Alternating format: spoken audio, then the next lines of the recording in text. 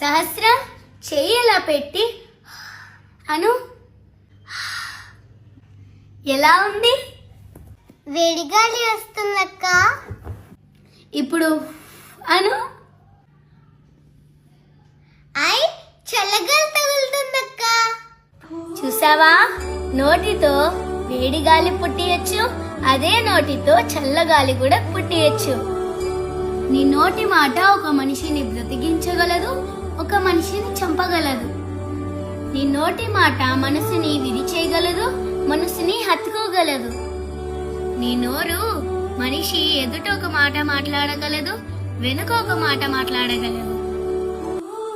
So Bible చెప్తోంది, తన నోరు కాచుకొనివాడు తన్ను కాపాడుకొనును.